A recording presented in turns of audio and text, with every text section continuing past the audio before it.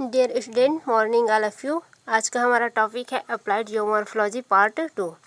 Part 1 में हमने देखा था अप्लाइड जियोमॉर्फोलॉजी की प्रकृति, यानी कि उसके अर्थ, परिभाषा, विषय क्षेत्र एवं विकास, ये चारों पॉइंट का वर्णन किए थे। बचा था उसका 5वां पॉइंट, यानी कि उसकी अवधारणा, भू आकृति विज्ञान का व्यवहारिक प्रयोग। उसका अध्ययन हम करेंगे इसमें।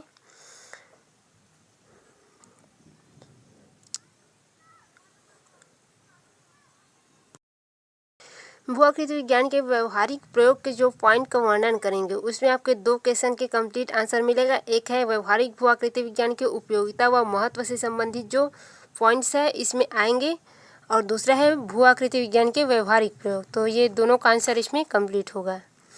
और आपके जो फर्स्ट क्वेश्चन बताए थे हम, उसमें आपके फर्स्ट पार्ट में था, उसका जो 1/3 आंसर है ये होगा आपके व्यवहारिक प्रयोग वाला, और उसके जो 3 मतलब कि उसके 70% आंसर जो है हम पढ़ चुके हैं, उसके अर्थ, परिभाषा, विषय क्षेत्र और विकास में। और उसका जो 30% आंसर है वो ये वाला पॉइंट है, तो इसको भी उसमें लिखना है। और ये 2 क्वेश्चन उससे सेपरेट है, जिसका आंसर इसके जितने भी पॉइंट वर्णन करेंगे वो आएगा। तो देख लेते हैं हम व्यवहारिक भू आकृति विज्ञान के जो प्रयोग है वो वाला पॉइंट। स्टार्ट करते हैं। भू आकृति विज्ञान के व्यवहारिक प्रयोग का वर्णन। तो इसका क्या अर्थ होता है ये पहले देख लेते हैं, या उसको क्या होता है ये समझ लेते हैं। भू आकृति ज्ञान का मानवों के विकास कार्य या उनके समस्या निर्धारण व निदान, यानी कि समाधान के लिए प्रयोग भू आकृतिक विज्ञान के व्यवहारिक प्रयोग कहलाता है। यानी कि भू आकृतिक ज्ञान को व्यवहार में लाकर उसका मानव हित में प्रयोग, ये होता है भू आकृतिक ज्ञान के व्यवहारिक प्रयोग। जैसे कि भूमि उपयोग के लिए भू आकृतिक ज्ञान का प्रयोग हो गया, प्राकृतिक प्रकोप के निर्धारण के लिए, उसके निदान के लिए भू आकृतिक ज्ञान का प्रयोग हो गया।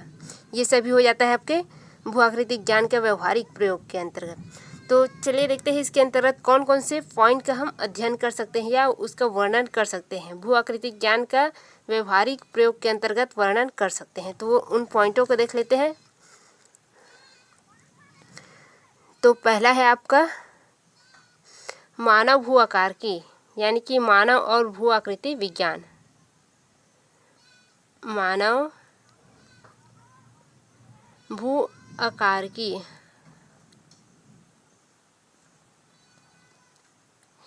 यानी कि मानव और भू आकृति विज्ञान।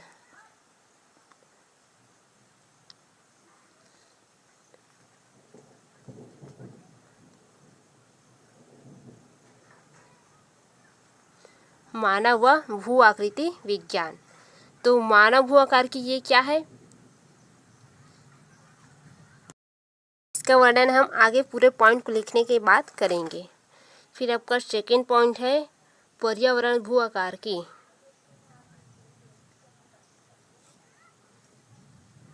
पर्यावरण भू आकार की,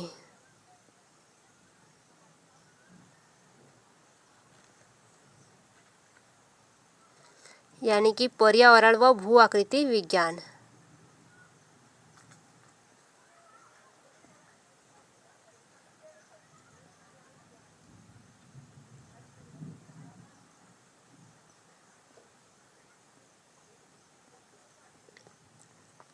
पर्यावरण व भू आकृति विज्ञान और मानव व भू आकृति विज्ञान, मतलब कि मानवों के बीच में भू आकृति ज्ञान का प्रयोग किस प्रकार करते हैं, या पर्यावरण में भू आकृति ज्ञान का प्रयोग किस प्रकार करते हैं। ये हो गया आपका मानव भू आकृति विज्ञान, व्यवहारिक प्रयोग हो गया उसका। पर्यावरण भू आकार की, ये भी उसका भू आकृति विज्ञान के व्यवहारिक प्रयोग के अंतर्गत है। फिर इसका थर्ड पॉइंट है भूमि उपयोग व भू आकृति विज्ञान, यानी कि भू आकृति ज्ञान को भूमि उपयोग में किस प्रकार सहायक है। भूमि उपयोग व भू आकृति विज्ञान, यानी कि आपकी जो भू आकृति ज्ञान है वो भूमि के उपयोग में किस प्रकार सहायक है, या मानवों को भूमि उपयोग में भू आकृति ज्ञान किस प्रकार सहायता प्रदान कर सकता है, ये पॉइंट। फिर है आपका चौथा पॉइंट भू आकृति विज्ञान एवं प्रादेशिक नियोजन।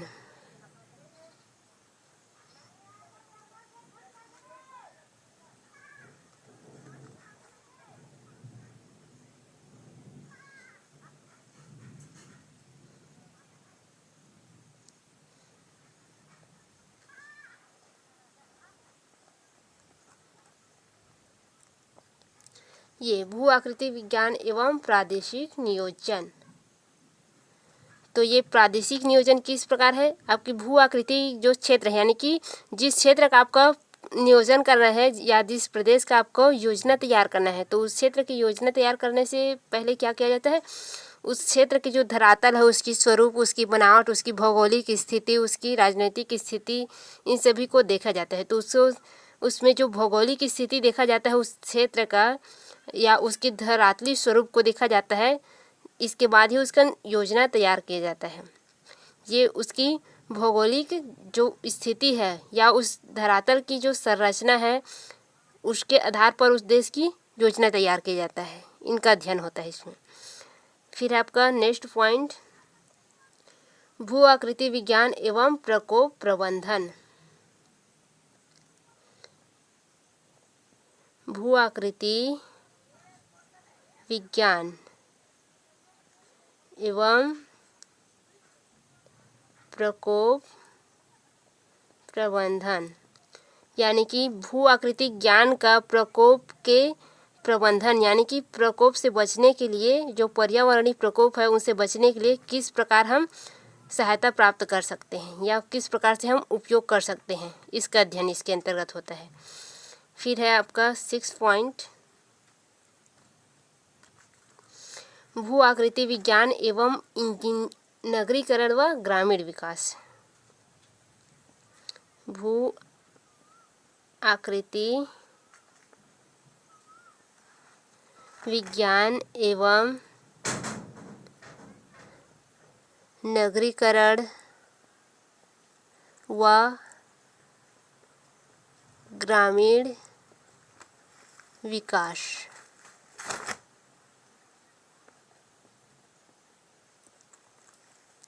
तो इसके अंतर्गत हम क्या देखेंगे, जो भू आकृति ज्ञान है वो नगरीकरण व ग्रामीण क्षेत्र के विकास में किस प्रकार सहायक है। जैसे कि आपके जो सागर तटीय क्षेत्र है या नदी के किनारे वाला जो क्षेत्र है, उस जमीन की बनावट के आधार पर, उसके स्वरूप के आधार पर उस नगर के जो है विकास कैसे हम कर सकते हैं, इसका अध्ययन इसमें करते हैं। फिर आपका नेक्स्ट पॉइंट, भू आकृति विज्ञान एवं इंजीनियरिंग कार्य।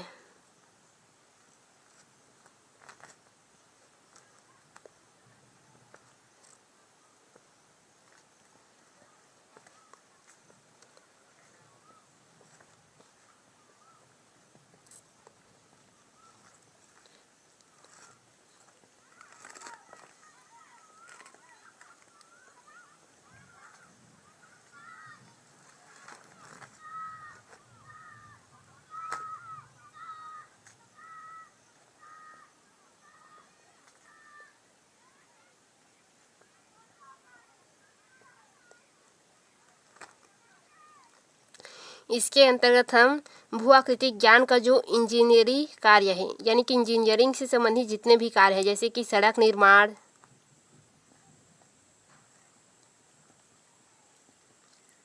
रेल लाइन, इसकी पटरी, बांध निर्माण, बड़े बड़े भवन निर्माण, इन सभी के लिए जो भू आकृति ज्ञान है उसका प्रयोग किस प्रकार हम कर सकते हैं। जैसे कि बांध निर्माण के लिए क्या चाहिए, हमें एक अच्छा और मजबूत स्वरूप वाला स्थान चाहिए, यानी कि वह भूमि कैसा हो, कठोर हो, जो बांध को टिका के रखे, जो बांध के पानी हो उसको टिका के रखे, वो टूटे फूटे ना। और सड़क निर्माण के लिए हमें समतल जगह चाहिए, यानी कि समतल धरातल चाहिए, जिसकी आकृति कैसी हो, भू आकृति की समतल होनी चाहिए, जिससे सड़क का विकास हो सके। रेल लाइन के लिए भी समतल चाहिए, क्योंकि जो पर्वतीय और पठारी क्षेत्र में होते हैं वहाँ रेल लाइन के लिए बिछाने में बहुत परेशानी जाता है। तो इस प्रकार से इसमें अध्ययन करेंगे। फिर आपका नेक्स्ट पॉइंट है भू आकृति विज्ञान एवं जल विज्ञान।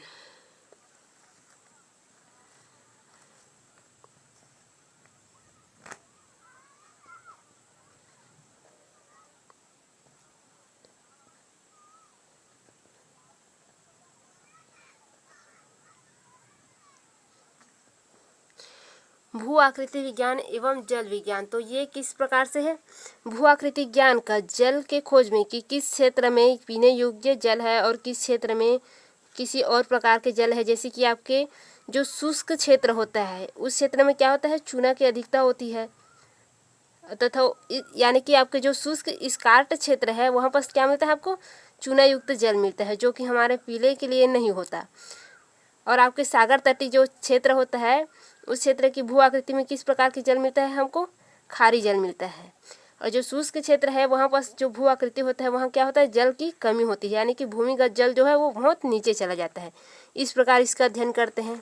फिर आपका नेक्स्ट पॉइंट है भू आकृति विज्ञान एवं खनिज संसाधन। नेक्स्ट पॉइंट 9वां पॉइंट है भू आकृति विज्ञान एवं खनिज संसाधन।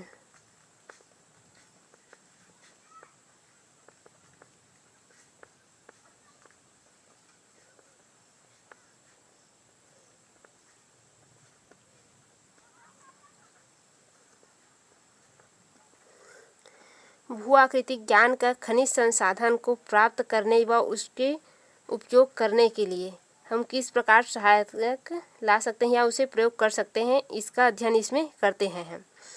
तो ये हो गया आपके सभी पॉइंट जो कि भू आकृतिक विज्ञान के व्यवहारिक प्रयोग का पॉइंट है।